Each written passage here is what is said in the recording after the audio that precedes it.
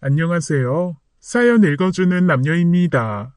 오늘도 와주셔서 감사드리며, 그럼 오늘의 사연 바로 소개해드리겠습니다.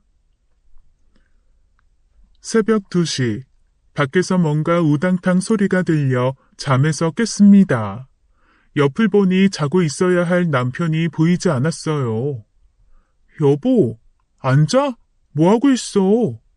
진짜 당신 대단하다. 이렇게 시끄러운데 잠이 오디? 난 진짜 한숨도 못 잤어. 뭐가 시끄러워? 밖에 무슨 일 있었어?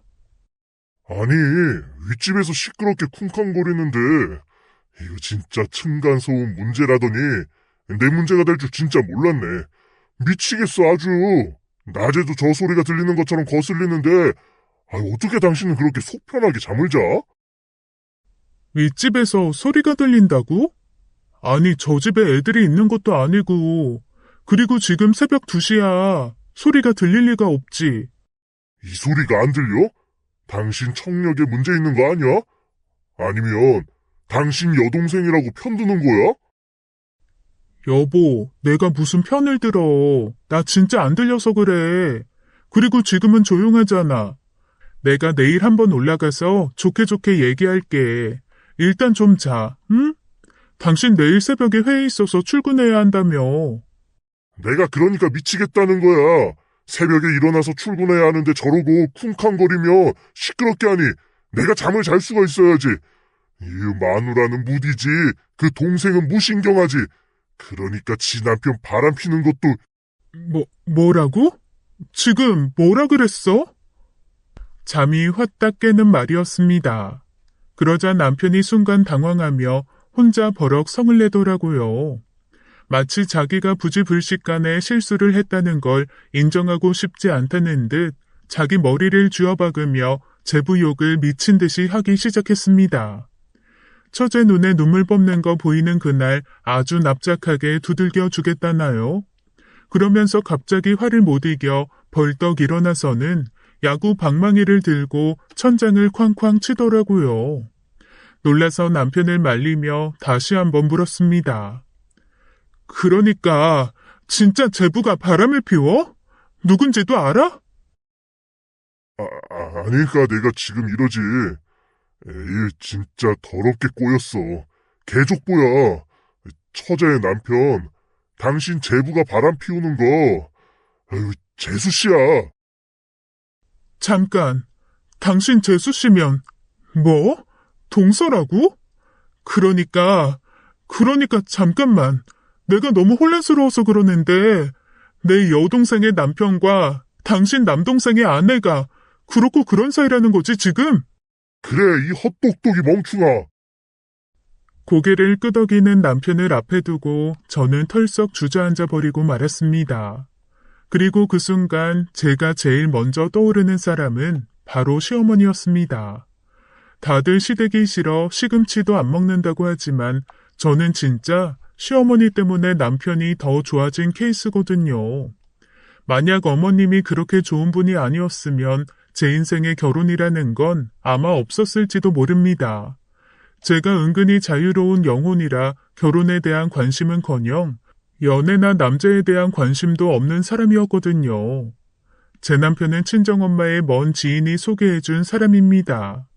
무슨 꼬리에 꼬리를 무는 소개도 아니고 이 사람 정말 좋은 사람이다라는 말을 건너 전해 듣고 엄마가 저한테 한번 만나보기라도 하라고 읍소하시더라고요. 진짜 여러모로 완벽한데 결혼 생각도 없고 여자도 안 만나서 그 집 어머니 걱정이 담을 넘어 마을을 덮기 직전이라나요? 저희 엄마의 마음을 완전히 저격한 거죠, 그 말이. 저 때문에 엄마 역시 근심 걱정으로 하늘을 뚫을 듯한 탑을 쌓고 계셨으니까요. 그렇게 각자 어머니의 걱정과 근심을 자양분 삼아 제멋대로 살던 저와 남편은 서로에 대한 기대가 조금도 없는 상태로 만났습니다. 처음 만날 때 대부분 부모님 선에서 조율한 소개팅은 일명 선이라고 해서 옷도 좀 갖춰 입고 만나는 장소도 살짝 고급스러운 곳으로 정하잖아요. 그런데 둘 다 서로에 대한 기대가 없다 보니 옷도 후줄근만 간신히 면한 거, 장소도 딱 두 사람이 사는 곳에 가운데 위치한 프랜차이즈 카페로 잡았습니다. 하물며 저는 그 사람과 약속을 하고 2시간 뒤에 친구랑 영화 볼 계획까지 잡고 나갔다니까요. 나간 김에 볼일 다 보고 들어오겠다는 심산이었죠. 나중에 알고 보니 그건 남편도 마찬가지였더라고요. 저랑 만나고 2시간 반 뒤에 친구랑 술 약속 잡고 나왔다는 걸 나중에 알게 되었거든요. 뭐 결과적으로는 그날 둘 다 친구와의 약속은 취소를 했습니다. 서로의 첫인상은 같았어요. 생각보다 몹시 괜찮은데 왜 그동안 만나는 사람이 없었지라는 거였죠. 말도 잘 통했고 취향도 비슷했습니다. 그렇게 저희는 첫 만남에 서로 호감을 느끼며 1년간 불타는 연애를 한 끝에 결혼을 하게 되었습니다. 사실 처음에는 홀시어머니의 장남이어서 조금 고민은 되었어요. 보통 우리가 홀시어머니의 장남하면 가지는 선입관이 있잖아요. 그런데 시어머니를 한번 만나보고 그 모든 선입관이 아주 산산조각 날 정도로 시어머니는 좋은 분이었습니다.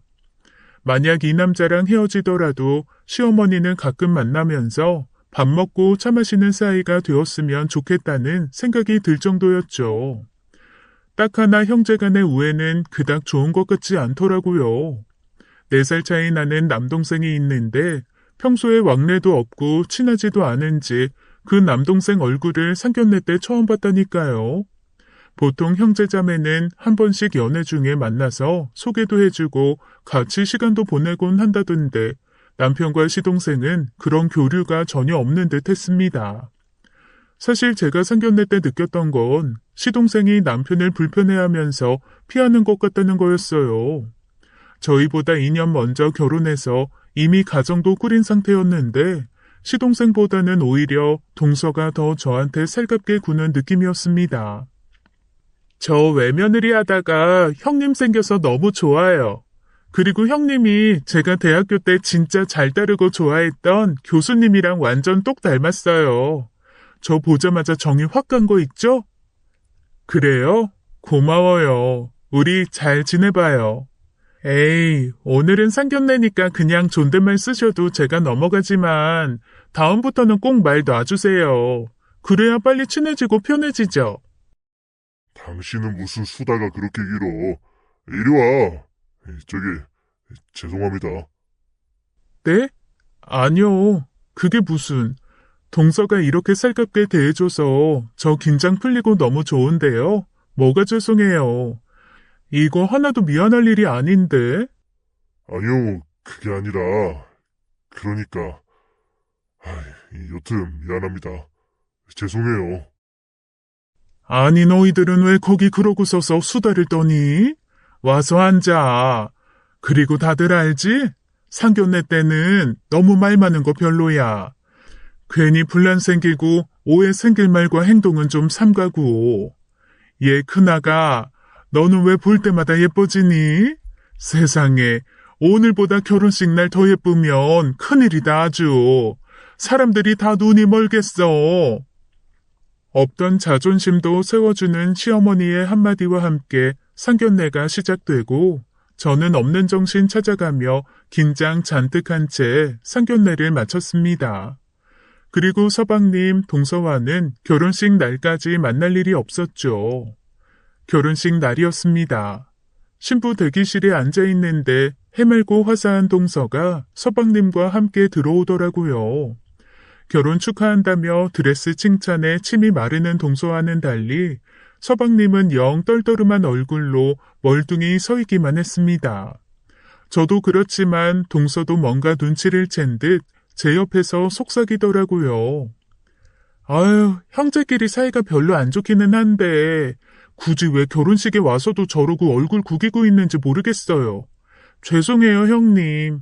제가 안 그래도 오늘 집에 가면 머리채 한번 잡으려고요. 어머, 무슨 머리채를 잡아. 둘이 그렇게 사이가 안 좋아? 네, 나중에 뭐 아시겠지만 아주버님 저희 결혼식엔 오지도 않으셨어요. 여튼 잘하면서 엄청 싸우고 자랐나 봐요. 자기 형 얘기만 나오면 얼굴 싹 굳어서 말하지 말라고 하는데 아마 제가 우기지 않았으면 이 결혼식도 안 왔을걸요? 제가 그랬거든요. 형제들끼리 치고받고 안 보고 사는 건 내 알바 아닌데 나는 여튼 명절 때마다 같이 요리도 하고 일도 해야 하는 형님이랑 척지고 살 수는 없다. 이렇게요. 그랬구나. 어쩐지 자기 동생 얘기 통 안 하더라. 있잖아. 너무 불편해하시면 이렇게 얼굴 봤으니까 일찍 가도 돼. 아유, 저 진상 상진상 진짜. 속에 구렁이가 9만 마리 들어있어서 그 속도 모르겠어요. 연애 결혼 합쳐서 10년인데 여전히 무슨 생각을 하는지 모르겠다니까요. 그렇게 동서가 서방님을 데리고 신부 대기실을 나간 후 저는 살짝 심란해졌습니다. 형제가 많은 것도 아니고 달랑 둘인데 저렇게 원수처럼 사이가 안 좋으면 사실 좀 그렇잖아요. 여튼 결혼 후에 동서랑 합심해서 두 형제의 사이를 좀 잘 풀어봐야겠다라는 생각을 한 것도 잠시 정신없이 휘몰아치는 결혼식 식순 때문에 그렇게 생각했던 건 또 싹 잊어버렸습니다. 결혼식은 완벽했어요. 뭐랄까 모든 여자가 꿈꾸는 동화 같은 결혼식이었어요. 사실 시계 별로 공을 들일 생각은 없었는데 시어머니께서 일생에 한 번 공주처럼 주인공 되는 날인데 당신이 잘해주고 싶다며 비용을 더 내서 꾸려주셨거든요. 친구들이 얼마나 부러워했는지. 다만 결혼식 몇 주 전부터 남편이 자꾸 몸이 안 좋다, 쓰러질 것 같다, 긴장을 해서 그런지 컨디션이 좋지 않아 예약했던 신혼여행은 취소했습니다. 뭐 그냥 가도 되지 않을까 했는데 시어머니께서 완곡하게 하지만 단호하게 반대하면서 저한테 500만 원을 밀어주시더라고요. 내가 이런 것까지 참견하는 시어미는 되고 싶지 않았는데 제가 어렸을 때부터 한 곳에 신경을 쓰면 조금 예민해지는 경향이 있어서 혹 비행기 오래 탔다가 공황이라도 생길까봐 좀 걱정되는구나. 미안하다. 내가 너무 품 안의 자식으로 싸고 키워서 긴장을 푸는 방식을 잘 가르치질 못했어. 너희 신혼여행은 내가 1주년 되는 날에 하와이로 아주 거하게 보내주마. 그러니 일단 당장 못 간 여행은 이걸로 쇼핑 좀 하면서 마음 달래고 일단 신혼집에서 일상을 시작하는 건 어떻겠니? 사실 좀 놀랐습니다. 저 신혼여행 가도 그만 안 가도 그만이라고 생각했거든요. 그런데 시어머니가 이런 것까지 배려해 주신다고 생각하니 솔직히 몸둘 바를 모르겠더라고요. 그래서 배려에 감사하다며 얼른 돈 받고 그냥 여행은 취소했죠. 여행사도 어머님이 소개해 주신 곳이었는데 글쎄 2주 전에 취소했는데도 위약금 하나 없이 잘 해결해 주더라고요. 다 어머님 인맥이겠거니 감탄하며 넘어갔습니다. 어머님 말씀대로 남편은 살짝 예민한 부분이 있는 듯 했습니다. 연애할 때도 긴장을 하면 하품을 많이 하면서 기절하듯 잠들어 버린다던가 불안하면 땀을 많이 흘린다던가 하는 건 알고 있었거든요. 그런데 제 친구 중에서도 미수라는 친구가 꼭 그런 아이가 하나 있어서 충분히 이해가 되긴 했죠. 그 친구 말이 예술적 감각이 예민하고 민감한 사람들이 온갖 감각 촉수가 일반인들보다 더 바짝 서 있어서 외부 자극에 강하게 반응한다고 하더라고요. 하긴 예술가나 연예인들 보면 감수성 엄청 민감해서 울기도 잘 울고 그러잖아요. 제 남편이 그런가 보다 될 수 있으면 잘 달래가며 살아야겠다 그렇게 생각했죠. 그래도 자기 건강관리는 알아서 잘하는 편이어서 조금 몸이 안 좋다 싶으면 알아서 약도 잘 챙겨 먹고 하면서 살피더라고요. 물론 너무 과하게 먹는 건 아닌가 걱정이 될 때도 좀 있기는 했습니다. 한 번은 별로 아프지도 않은 것 같은데 서랍에서 약을 꺼내 뭔가 한 주먹을 털어놓더라고요. 에? 무슨 약을 그렇게 많이 먹어? 어디 아파? 어? 두통도 있고 소화도 좀 안 되는 것 같고 그래서 그냥 먹었어. 그래도 약을 한꺼번에 그렇게 많이 먹으면 안 되지. 약끼리도 서로 어울리는 게 있고 같이 먹으면 상극인 게 있는데. 괜찮아. 내가 보통 두통이랑 소화불량, 그리고 몸살이 같이 오는 편이라 병원에서 증상에 맞게 처방받아서 지은 거야. 그래? 그러면 나도 먹어도 되나? 에이, 안 되지. 약이라는 게 그 사람 몸무게와 증상에 맞게 먹어야 하는 건데. 그래서 혹시 당신이 헷갈려서 잘못 먹을까봐 내가 여기 내 서랍에 놓고 따로 먹는 거야. 약 잘못 먹으면 큰일 나는 거 알지? 조심해야 한다. 그랬구나. 그런 배려까지 하다니. 우리 신랑 진짜 짱이다. 그럼. 그나저나 나 조금 피곤한데 살짝 낮잠 좀 자도 될까? 요즘 잠도 많이 늘고 자기 스트레스 받거나 그런 거 아니지? 봄이잖아. 원래 봄에는 좀 졸려. 유난히 그래. 하긴 나도 봄 되면 자꾸 꾸벅꾸벅 졸게 되고 그러긴 하더라. 참, 그래도 2시간 뒤에는 일어나야 돼. 오늘 희재 이사 들어오는 날이야. 알지? 맞다. 그래, 지금쯤 한참 오고 있겠네. 그래도 처제는 운이 좋다. 어떻게 딱 자기 언니 윗집이 마침 나가서 거기로 이사를 다 오냐? 안 그래도 타지에서 쓸쓸할 뻔했는데 우리 윗집으로 와서 좀 덜하겠어. 남편 말에 저는 신이 나서 고개를 끄덕였습니다. 사실 저도 여동생이 제 윗집으로 이사 오는 거 너무 신났거든요. 저랑 여동생은 연년생입니다. 보통 연년생 자매는 둘 중 하나예요. 서로 죽일 듯이 싸우면서 자라거나 아니면 세상 그 누구보다 친한 친구로 자라거나죠. 저랑 여동생은 고맙게도 후자였습니다. 엄마가 공사 다망 바쁘신 분이었거든요. 직장 생활을 하시는 건 아니었지만 끊임없이 아르바이트도 하시고 여기저기 문화센터도 많이 다니시는 바람에 저희 자매는 자매이자 친구이자 동지이자 동료로 서로 거의 24시간 붙어 다니며 자랐습니다.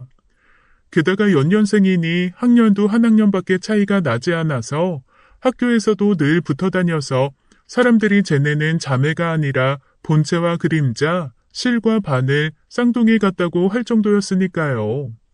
그런데 제 여동생이 대학교 2학년 때 자기보다 7살이나 많은 남자와 사랑에 빠져서 학교도 졸업하기 전에 시집을 가버리고 말았습니다. 저희 엄마 울며불며 알아두우셨고 저희 아빠는 한동안 쳐다보지도 않으셨어요. 저도 여동생에 대한 배신감과 실망 때문에 정말 태어나서 처음으로 여동생과 소리 높여 싸웠습니다. 그런데 그런 저희 식구의 마음을 모두 돌린 게 바로 제부예요. 학자 스타일로 얌전하고 유순한 제부는 저희 식구가 반대하는 게 너무나 당연하다는 걸 받아들이고 저희 모두의 마음이 돌아설 때까지 정말 최선을 다해 저희 식구들한테 잘했어요. 사실 배울 만큼 배우고 학벌도 좋고 직장도 번듯한 데 다니는 돈 많은 집 아들이 그렇게 꾸준한 마음으로 저희한테 잘하기 어려웠을 텐데 말이죠. 결혼 허락을 받기 위해 1년이 넘게 정말 매일 저희 집에 와서 구박받으면서 밥 얻어먹고 주말에는 구박받으면서 집안일하고 제 여동생이랑 데이트하는 것보다 저희 집에 와서 엄마 아빠랑 서로 정붙이는데 훨씬 많은 시간을 들였습니다. 결국 딸만 둘이었던 저희 아빠는 아들이 있으면 이런 재미가 있겠구나라는 생각을 하면서 결혼을 허락하셨고 그렇게 여동생은 어린 나이에 시집을 가게 되었어요. 지방에 있는 대학 교수로 발령이 난 제부 때문에 한동안 지방에 가서 살다가 이번에 제부가 교수를 그만두고 무슨 연구직으로 회사에 들어가게 되었거든요. 그 바람에 갑작스레 제가 사는 지역으로 올라오게 된 거였습니다. 사실 처음에는 집을 구하기가 어려워서 잠시 저희 집에 머물고 제부는 회사 사택에 잠깐 살까 했었는데 윗집이 급하게 집을 내놓고 나가는 바람에 정말 운 좋게도 저희 윗집에 이사를 오게 된 거죠. 그 얘기를 듣고 저희 엄마가 얼마나 좋아하셨는지 몰라요. 그러면서 저희 자매 자랄 때도 그렇게 붙어서 자라더니 결국 커서도 같이 살게 됐다며 혀를 내두르시더라고요. 하긴 엄마도 가끔 맛있는 거 해서 갖고 오려는데 딸들이 멀리 살면 왔다 갔다 힘드실 텐데 한 번 오면 두 딸이 다 있으니 얼마나 편하시겠어요. 오늘이 바로 여동생과 제부가 이사 들어오는 날인 겁니다. 저희한테 별로 도와줄 건 없고 그냥 이사 끝나면 저녁이나 같이 먹자고 하는데 그래도 언니 된 둘이로서 그건 아니잖아요. 동생 이삿짐이 들어오기만을 손꼽아 기다리고 있었죠. 그런데 사실 동생이 이사 들어오면서부터 제 마음에 딱 하나 걸리는 게 있었습니다. 바로 남편과 제부와의 관계였어요. 이게 동생이 나이차가 많이 나는 결혼을 하다 보니까 제가 언니지만 제 남편이 제부보다 어리거든요. 희한하게 그런 거 신경 쓰고 마음에 불편해하는 사람이라 제부를 대하는 태도가 어쩐지 좀 어색해서 사실 될 수 있으면 만나게 하고 싶지가 않았습니다. 왜냐하면 이 사람이 긴장을 하거나 불안해하면 손에서 막 땀도 나고 뭔가 말도 좀 횡설수설하고 그 긴장한 걸 숨기지 못하는 사람이라는 걸 아니까 더더욱 그렇게 되더라고요. 그래서 자고 있는 남편을 보며 만약에 이따가도 저렇게 잠을 계속 자면 굳이 깨워서 데리고 가는 거 하지 말아야겠다는 생각을 했습니다. 저로서는 불편할 자리를 최소화시켜주고 싶었던 거죠. 그런데 제 생각과는 달리 남편이 스스로 일어나 제부를 너무나 반갑게 맞이하더라고요. 그러면서 저한테 왜 안 깨웠냐고 하마터면 이사 들어오는 날 제부 얼굴도 못 보는 신뢰를 범했을지도 모르는데 왜 그랬냐고 퉁박 아닌 퉁박까지 주는 겁니다. 제가 생각한 거 이상으로 제부와 잘 지내는 걸 보고 속으로 내가 괜한 걱정을 했나 보다라고 생각을 했어요. 그 이후로도 저희는 저녁도 종종 같이 먹고 주말에도 함께 모임을 가지면서 진짜 친한 이웃처럼 잘 지냈습니다. 오죽하면 동생이 그러더라고요. 언니, 나 사실 형부가 좀 불편해하실까봐 여기로 이사 오는 거 약간 망설인 것도 있었거든? 아무래도 나이가 있는데 나이와 서열이 좀 꼬였으니 형부가 좀 불편해하시지 않을까 걱정이 됐단 말이야. 근데 형부가 의외로 너무 아무렇지도 않게 잘해주시는데 너무 감사하다. 저 사람도 꼭 동생인데 형 같고 형 같은데 동생인 그런 사람 생긴 것 같다고 엄청 좋아해. 그러게 워낙 성격이 예민한 사람이라 그런 건 불편해하고 싫어할 줄 알았는데 생각 외로 괜찮다? 응, 나도 꿈에도 생각 못했어. 형부 은근히 좋은 사람 같아. 좋은 사람이야. 좀 예민해서 그렇지. 사람은 착해. 언니, 남자들 예민한 거 오히려 괜찮더라. 남자들이 좀 예민하면 자기 몸도 좀 잘 챙기고 깨끗하게 관리도 하고 어쨌건 그런다고 하더라고. 안 예민한 남자들보다는 예민한 남자가 나아. 솔직히 말하면 저 사람은 너무 안 예민해. 벗어놓은 양말 그 다음날 그대로 뒤집어서 탈탈 털고 신고 나가는데 내가 아주 미치고 팔짝 뛰겠다니까. 아유, 네 형부는 잠깐 슈퍼 나가면서 잠깐 입었던 옷도 뭐가 그렇게 더럽다고 생각이 드는지 벗어가지고 내놓고 하는 바람에 내가 아주 빨래하다 지쳐 죽을 판이라니까. 두 사람을 딱 반씩 섞어서 데리고 살았으면 좋겠다. 그치? 여동생과 그런 수다라도 떠니 제 삶도 약간의 활력이 생기더라고요. 서로 집 팔지 말고 오래오래 같이 살자라는 얘기를 하던 즈음 제게 약간의 걱정되는 상황이 생겼습니다. 여동생이 이사 오고 반년 정도 지났을 때부터였어요. 어느 날부터인가 남편이 아주 예민하게 여동생 집에서 너무 시끄러운 소리가 들린다고 화를 내기 시작했습니다. 그런데 여동생네 집에 애도 없고 제가 알기로는 제부도 새벽같이 나가서 밤늦게 들어오는 워커홀릭이거든요. 제가 그럴 리가 없다, 걔네한테 시끄러운 소리가 날 리가 없다라고 몇 번씩 얘기를 해봤지만 남편은 요지부동이었습니다. 그리고는 정말 집요하게 여동생 집에서 나는 소리만 들으려고 애쓰는 사람처럼 굴기 시작하더라고요. 제 남편이 약간 예민한 구석과 더불어 또 한 가지 가지고 있는 성향 중에 집요한 부분이 좀 있습니다. 그래서 게임 같은 걸 하더라도 자기가 원하는 만큼 레벨이 오르지 않으면 밤을 새서라도 그거를 반드시 자기가 원하는 레벨로 올려놔야 직성이 풀리는 사람이에요. 그 집요함을 여동생 집에서 나는 소리를 찾는데 온통 쓰기 시작하더라고요. 그런데 저는 귀가 무딘 편이라 전혀 아무런 소리도 들리지 않는 겁니다. 실제로도 남편이 뭔가 중얼중얼하면 저는 사실 잘 못 듣거든요. 그런데 제가 혼자서 요리하다가 중얼중얼 혼잣말을 하거나 일하다가 뭔가 또 중얼중얼 혼잣말을 하면 분명히 거실 어딘가 앉아 있었던 것 같은 남편이 거기다 대고 대답을 합니다. 그만큼 남편은 청각이 좀 예민한 편이죠. 제가 어디선가 기사를 하나 본 게 있는데 청각이 예민한 사람이 다른 사람들보다 유난히 더 민감하다고 하더라고요. 하긴 일반인이 듣는 소리가 50인데 자기가 듣는 소리가 200쯤 되면 당연히 예민할 수밖에 없겠죠. 그 많은 소리에 일일이 다 반응을 해야 하는 거잖아요.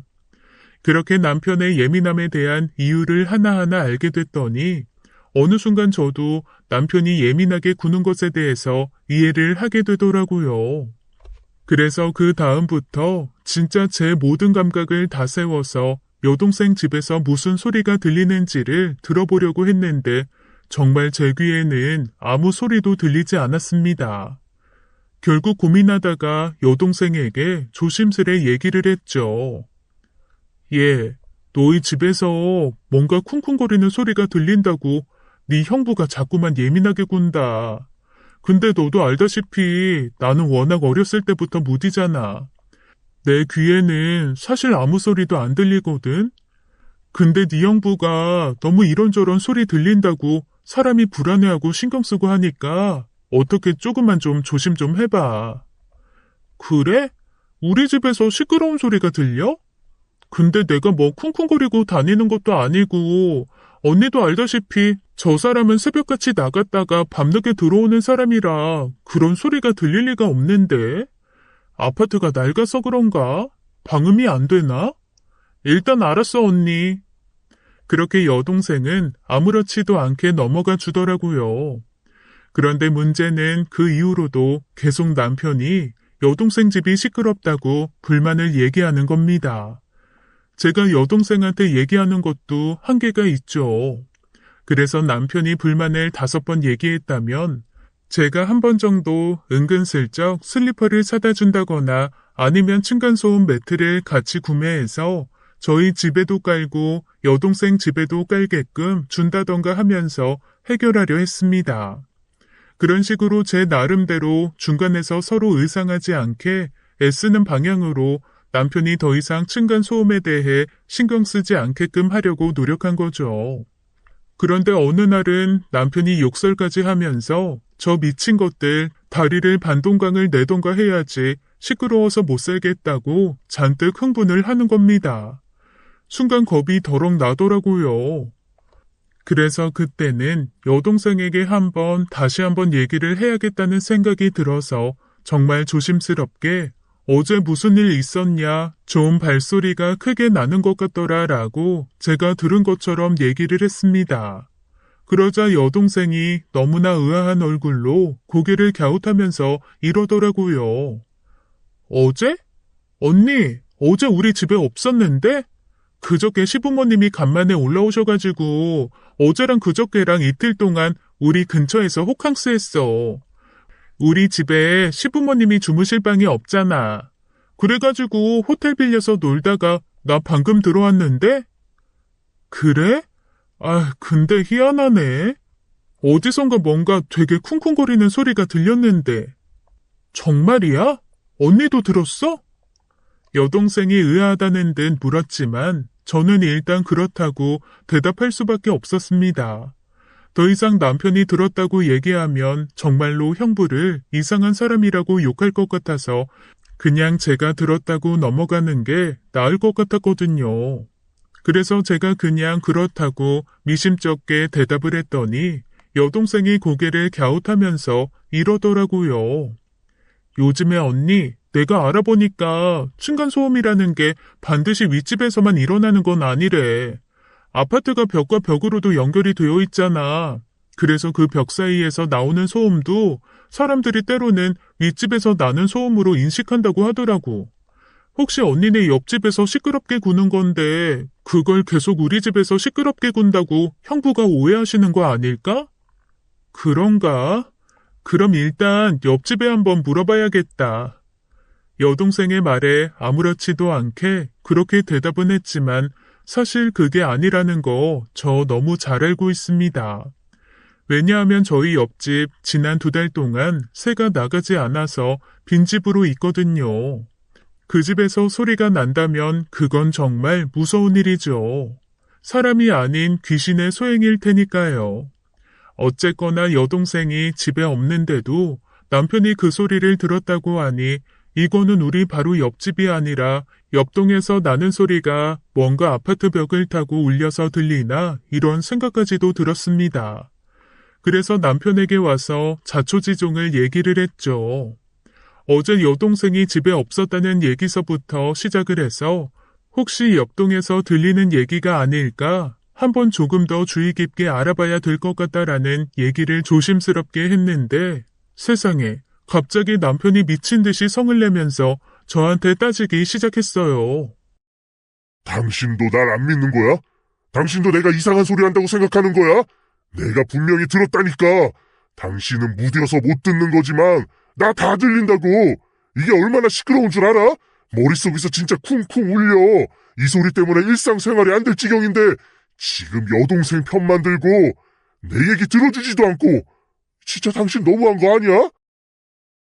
그러면서 남편은 수면제라도 먹고 자야지 안 그러면 또 밤새 시끄러운 소리 때문에 스트레스 받을 것 같다며 방문을 닫고 쾅 들어갔습니다. 저도 심란한 마음을 안고 방으로 들어가 잠을 청했죠. 그런데 그날 저녁 새벽 2시쯤 잠에서 깬 겁니다. 옆자리에 남편이 없었고 밖으로 나가봤더니 남편이 씩씩거리고 있었죠. 제가 계속 아무 소리도 안 들리는데 왜 그러냐고 하자 남편이 억울해 죽겠다는 듯 제게 따지더라고요. 이 소리가 안 들려? 당신 청력에 문제 있는 거 아니야? 아니면 당신 여동생이라고 편드는 거야? 여보, 내가 무슨 편을 들어. 나 진짜 안 들려서 그래. 그리고 지금은 조용하잖아. 내가 내일 한번 올라가서 좋게 좋게 얘기할게. 일단 좀 자, 응? 당신 내일 새벽에 회의 있어서 출근해야 한다며. 내가 그러니까 미치겠다는 거야. 새벽에 일어나서 출근해야 하는데 저러고 쿵쾅거리며 시끄럽게 하니 내가 잠을 잘 수가 있어야지. 에휴, 마누라는 무디지. 그 동생은 무신경하지. 그러니까 지 남편 바람 피는 것도. 뭐라고? 지금 뭐라 그랬어? 저는 너무 놀라 남편을 붙들고 다시 한번 말해보라고 했습니다. 그러자 남편은 머뭇거리다가 제부가 동서와 바람피는 관계라고 털어놓더라고요. 제가 믿지 못하자 남편은 답답하다는 듯 자기 가슴을 쾅쾅 쳐가며 흥분하기 시작했습니다. 저 자식, 세상 착한 것처럼 얌전한 것처럼 지는 범법 하나 하지 않을 선비인 것처럼 굴지. 당신이랑 처제만 자리 비우면 나한테 욕해. 아주 아랫사람 대하듯이 척척 반말해가면서 욕한다고. 내가 진짜 처음에는 그냥 참았어. 그래, 나이도 많은데 결혼 때문에 아랫사람 되었으니 너도 참 자존심 상하겠다 싶어서. 그런데 내가 언제까지 참아야 돼? 지 학벌 좋고 좋은 회사 다니면 야, 사람 무시하고 욕해도 돼? 제부가 욕을 한다고? 그럴 리가. 그럴 사람이 아닌데. 이것 봐, 나만 또 이상한 놈이지. 당신은 진짜 하나만 알고 열은 몰라. 남자들이 제대로 두 얼굴 갈아 끼우면 얼마나 완벽하게 하는지 진짜 모른다 몰라. 나중에 내 말이 다 밝혀지면 그때 가슴 쳐도 난 몰라. 그리고 혹시나 해서 하는 말인데 저 인간 바람 피우는 거, 재수 씨랑 바람 난 거 아직은 확실한 증거 없으니까 입 다물고. 정말 혼란스러웠습니다. 아니 일단 바람이라는 걸 피우면 안 되는 거지만 하필 하고 많은 사람 중에 제 제부와 동서가 바람이라뇨. 그 두 사람이 대체 어디서 어떻게 만났는지부터 거슬러 올라가 따져보니 뭔가 하나 짚히는 장면은 있었습니다. 제부가 연구원이라고 했잖아요. 자세하게는 저도 모르지만 건강기능식품에 들어가는 원료를 추출하는 그런 일을 합니다. 예를 들어 눈에 좋은 성분 중에 루테인, 지아잔틴 이런 것들이 있으면 홍경천이나 메리골드 이런 데서 그 성분을 안전하게 추출하는 방법 이런 걸 찾는 사람이에요. 그런데 동서가 일하는 곳이 건강기능식품을 만드는 곳이거든요. 회사가 크지는 않지만 콜라겐, 히알루론산 등 여자들이 좋아하고 필요해하는 건기식을 만드는 곳입니다. 그곳에서 제품 개발, 마케팅을 하다 보니 성분에 대한 지식도 해박하고 신성분에 대한 관심도 높은데 제부가 그런 일을 하고 있다는 걸 듣고는 한번 만나게 해달라고 한 적이 있거든요. 그래서 다 같이 밥 한 번 먹은 적 있습니다. 그때도 둘이 참 말이 잘 통한다 했는데 이후로도 계속 연락을 하는지는 몰랐습니다. 그런데 남편 말을 들어보니 그때 만났던 이후로 둘이 뭔가 연락하고 만나다가 정분난 게 아닌가 싶더라고요. 그럼에도 불구하고 믿고 싶지는 않았습니다. 제가 아는 제부와 제가 아는 동서는 정말 그럴 사람들이 아니었거든요. 그런데 이런 제 걱정에 쐐기가 박히는 상황이 발생했어요. 사실 남편에게 이런저런 얘기를 들은 후 저도 마음이 불편하니 여동생을 만날 엄두가 안 나더라고요. 하루가 멀다 하고 만나다가 제가 한 3일 정도 혼자 이런저런 생각을 하며 여동생을 알게 모르게 피했거든요. 그런데 여동생 쪽에서 먼저 저한테 할 얘기가 있다고 좀 만나자고 하는 겁니다. 조금 불편한 마음이었지만 동생이 할 얘기가 있다니 윗집으로 올라갔어요. 그랬더니 동생이 머뭇머뭇하면서 저한테 무슨 얘기를 할 듯 말 듯 하다가 갑자기 눈물을 터뜨리는 겁니다. 제가 너무 놀래서 왜 그러냐, 무슨 일이냐 물었더니 세상에 여동생 입에서 정말로 충격적인 말이 흘러나왔습니다. 언니, 우리 그이 바람난 것 같아. 순간 뒷골이 서늘하더라고요. 그러면서 남편이 한 얘기가 진짜인가 보다. 드디어 여동생도 알았나 보다. 어떡하지? 내가 미리 알고 있었다고 얘기를 해야 되나? 나도 안지 얼마 안 됐다고 말을 해줘야 되나? 나 이럴 때 어떻게 해야 되지? 라는 생각에 정말 혼란스러웠습니다. 저는 혼란스러워서 침묵을 지킨 거지만 여동생은 제가 너무 충격을 받아 아무 말도 못하는 걸로 생각을 하더라고요. 저한테 더듬더듬 털어놓는 얘기는 진짜 어이가 없는 것이었어요. 아니, 언니도 알다시피 그 사람이 평생 액세서리 같은 거 사는 사람이 아니잖아. 근데 얼마 전에 백화점에 있는 그 브랜드 알지? 민트색의 예쁜 하트 그려진 브랜드.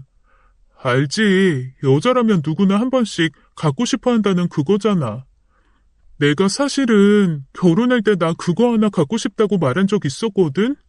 근데 그 사람이 그런 거 다 마케팅이고 쓸데없는 거라고 귀등으로도 안 들었단 말이야. 근데 얼마 전에 내 친구가 전화해서 너 드디어 그 민트박스 받게 된 거냐고 축하한다고 얼마나 좋냐고 그러는 거야. 내가 무슨 말이냐고 했더니 세상에 남편이 거기서 액세서리 사고 있는 걸 자기가 봤다고 하는데 갑자기 가슴이 철렁한 거야. 이 사람이 그런 걸 살 리가 없는 사람이고 샀으면 곧장 나한테 갖다 줬어야 하잖아. 그래서 사실 그 다음부터 계속 행적을 좀 살피고 있었거든? 근데 너무 이상해. 그러면서 여동생이 털어놓는 말은 제 불안감을 확신으로 만들어주기 시작했습니다. 끊임없이 누군가와 통화를 하며 뭔가 숨긴다거나 분명히 샀음이 분명한 액세서리는 여동생 손에 들어오지도 않은 거죠. 게다가 한 번은 무슨 호텔 예약 사이트가 열려있던 컴퓨터 화면도 여동생이 봤다고 하더라고요. 제부가 화들짝 놀라며 컴퓨터를 꺼버려서 어떤 호텔인지 확인은 못했지만 분명한 건 꽤 비싸고 좋은 호텔이었다고 했습니다. 평소 제부가 몹시 알뜰한 사람이라 그런데 절대 가지 않을 거라는 거 동생도 알고 저도 압니다. 동생이 펑펑 울며 이 사람 바람난 거 분명하다고 원래 남자들이 눈이 돌아 바람나면 안 하던 짓 한다는데 이 사람 정말 안 하던 짓 그 자체라며 대성통곡을 하더라고요. 그제야 남편이 이상한 소리를 한 게 아니라 정말로 있는 말, 확실한 말을 했다는 걸 저는 알게 되었어요. 대체 어떤 여자인지 모르겠다며 우는 여동생한테 차마 그 여자가 제 동서라는 말은 제 입으로 못하겠더라고요. 동생한테 뭔가 숨기는 것 같아서 마음이 불편하긴 했지만 그 얘기까지 하고 나면 제가 어떻게 알고 있는지, 왜 알고도 말을 하지 않았는지를 동생에게 다 얘기를 해야 하잖아요. 제 나름대로 뭔가 생각할 시간이 좀 필요했습니다. 일단 동생을 위로하고 집으로 돌아왔는데 심란함에 아무 일도 손에 잡히지 않았어요. 일단 먼저 알고 있었던 남편과 좀 의논을 해야겠다라는 생각이 들었습니다. 그래서 남편이 오기만을 아주 일각이 여삼주 안달복달하며 기다리고 있었죠.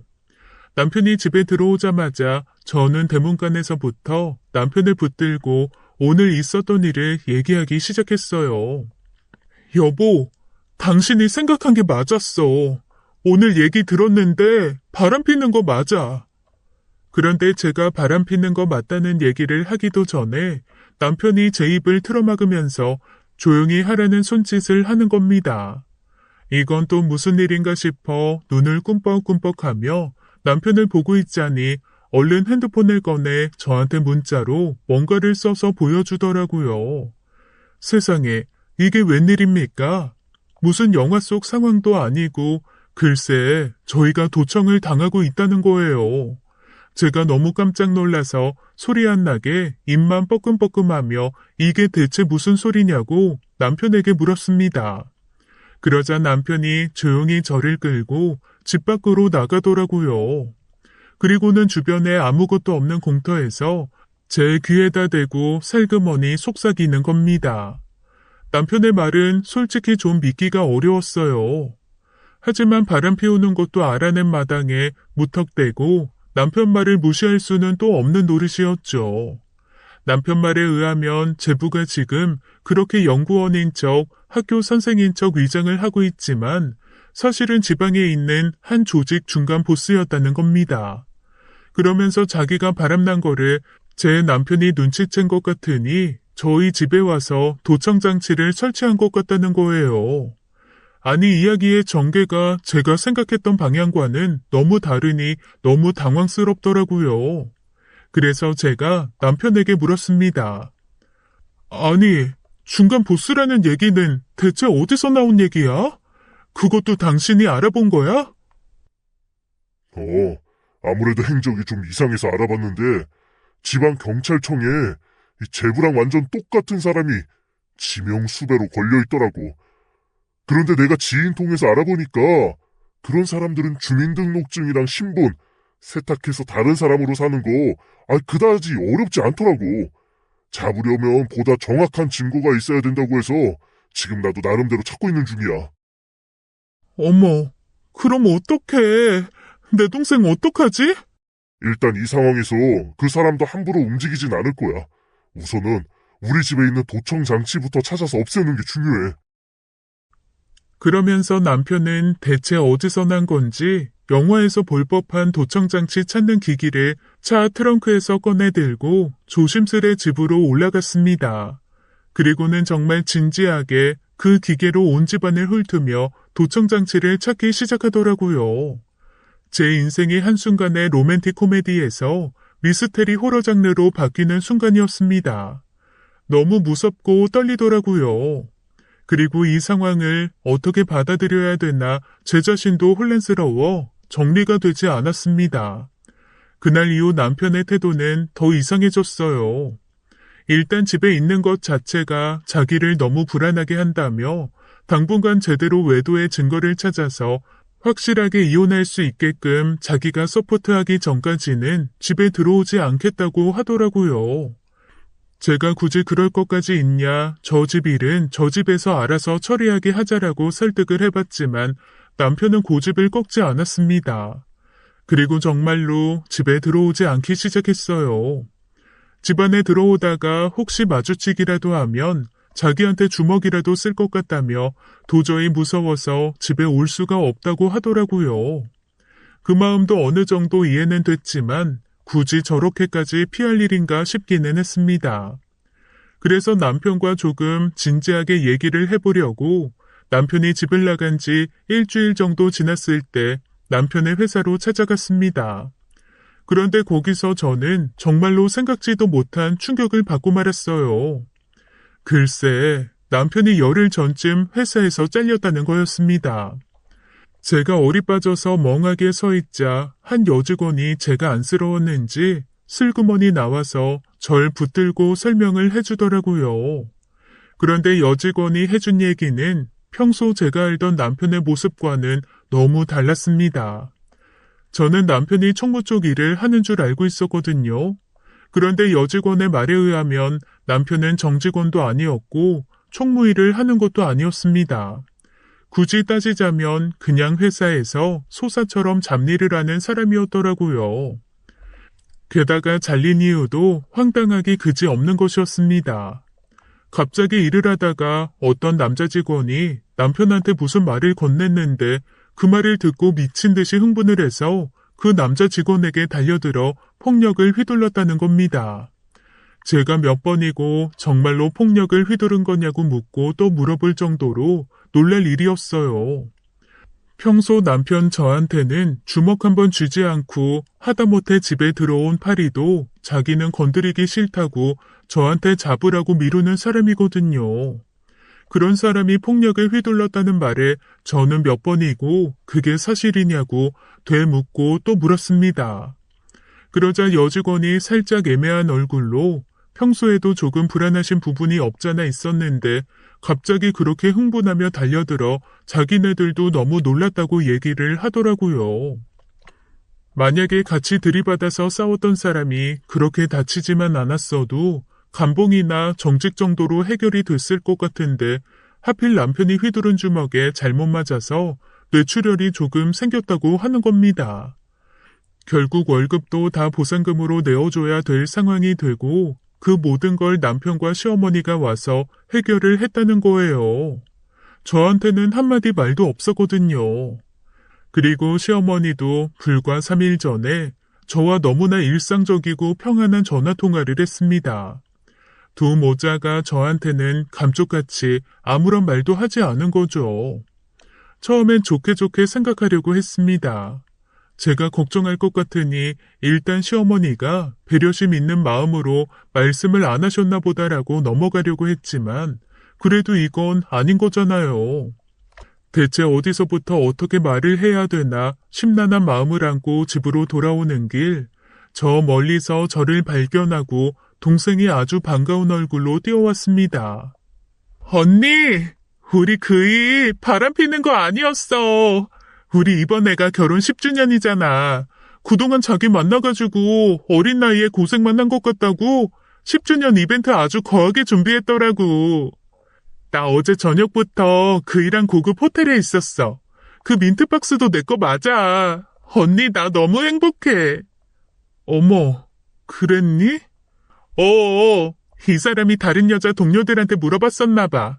그랬더니 다들 그렇게 어리고 예쁜 여자 데려다가 신부 삼았으면서 액세서리 하나 제대로 된 거 해주지 그걸 안 해줬냐고 도둑놈 상도둑놈이라고 다들 그랬대. 그래서 이번엔 아주 대대적으로 준비했다고 하더라고. 언니 나 너무 행복해. 그러면서 여동생은 발에 날개를 단 듯 폴짝폴짝 뛰어서 자기 집으로 돌아가더라고요. 그 모습을 보니 더 제 머릿속이 복잡해지기 시작했습니다. 남편은 제부에 대한 정체, 제부의 외도 이런 거를 거의 확신하고 자기가 증거를 잡겠다며 집조차 들어오지 않는 상황이잖아요. 아니 집에 안 들어오는 건 둘째치고 회사 그만둔 건 왜 숨겼으며 시어머니는 왜 저한테 그런 얘기를 하지 않은 건지 무엇 하나 제대로 설명되는 일이 없었습니다. 심란한 마음에 집에 들어와서 뭐라도 해보려고 하는데 일절 손에 안 잡히더라고요. 제가 항상 마음이 극도로 심란할 때 하는 건 바로 청소입니다. 온 집안을 다 뒤집어 엎어서 구석구석에 있는 먼지까지 다 털어내고 집안의 가구 배치 싹 바꾸고 그릇들도 다 꺼내서 처음부터 다 설거지해서 넣어놓는 거죠. 그러고 나면 몸은 좀 힘들지만 마음은 좀 상쾌해지더라고요. 어김없이 이번에도 그걸 하기 시작했죠. 그러다가 평소 관심도 없던 남편의 서랍에서 정말 어마어마한 약봉지를 발견했습니다. 저한테는 두통과 몸살 그리고 위장 장애가 같이 났을 때 먹는 약이라고 설명했었는데 그게 이렇게까지 수백 봉지 있을 리는 없다는 생각이 들더라고요. 그리고 약도 제가 평소 보던 두통약, 위장약 이런 것과는 색깔도 좀 다르고 모양이나 그 분량도 이거는 그런 약이 아닌 것 같은데 라는 느낌이 드는 약들이었습니다. 그래서 곰곰이 고민을 하다가 그 약 사진을 찍어서 약사를 하는 제 친구에게 보냈어요. 이게 무슨 약인지 혹시 알 수 있냐고 말이죠. 그런데 제 친구 완전히 무뚝뚝하고 다른 사람 일에 관심 없는 애라 늘 단답형으로 응 아니오만 대답하는 앤데 아니 그날따라 제 문자를 확인하자마자 대뜸 전화가 온 겁니다. 그리고 그렇게 흥분하는 놈이 아닌데 사내 놈이 목소리까지 덜덜 떨어가며 저한테 이거 무슨 약이냐고 네가 왜 이 약이 있냐고 따발총처럼 물어보더라고요. 아니 무슨 약이길래 그렇게 흥분을 하고 그래. 어떤 약인지만 알려달라니까. 야, 이 약 근처에 있으면 안 되는 약이야. 너 혹시 이 약 먹는 사람이랑 무슨 관계 있어? 아니면 네가 이 약 먹는 거야? 그러니까 왜 그런지 얘기 좀 해줘. 야, 이거 엄청 심각한 조현병 약이야. 뭐라고? 심각한 조현병 약이라고?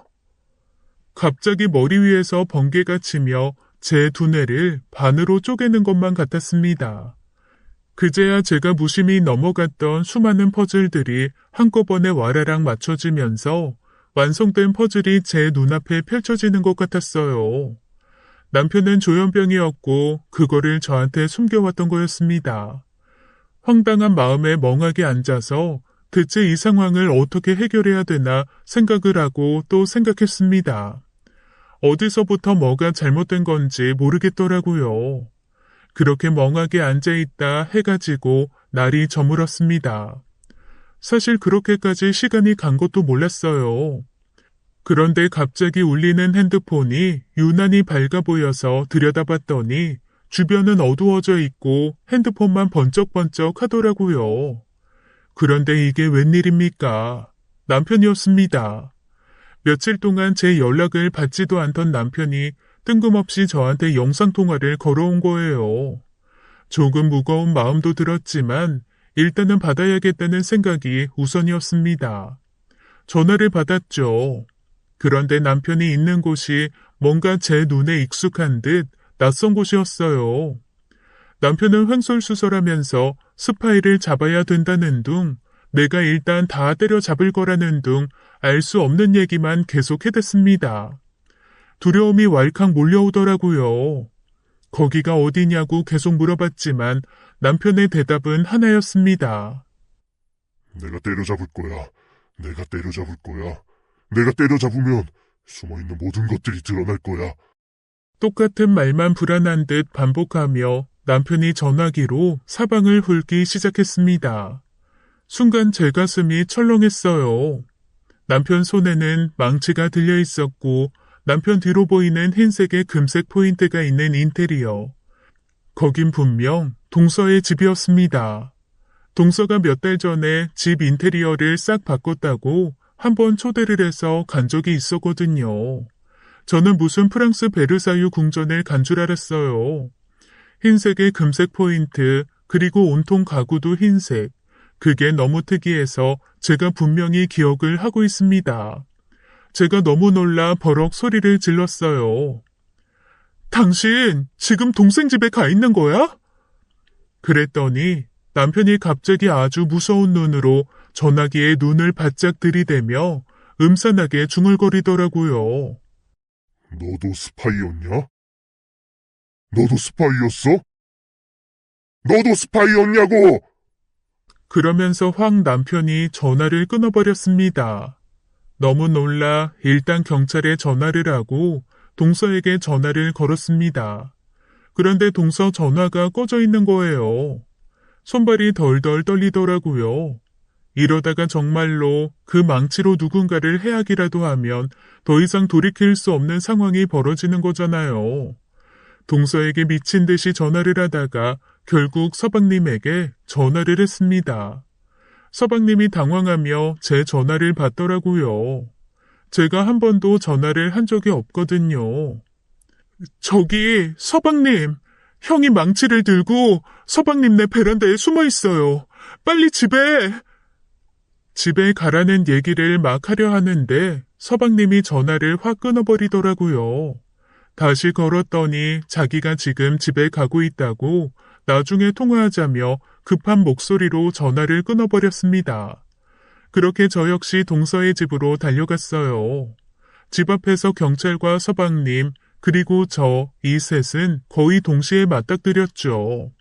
그리고 들어간 집 베란다에 있는 작은 창고에 숨어있던 남편을 결국 체포했습니다. 남편은 한 손에는 망치, 한 손에는 톱을 들고 저희 모두를 위협하며 알 수 없는 소리를 계속 중얼거리고 있었어요. 그리고 그 와중에 동서가 놀란 눈을 하며 집으로 돌아오더라고요.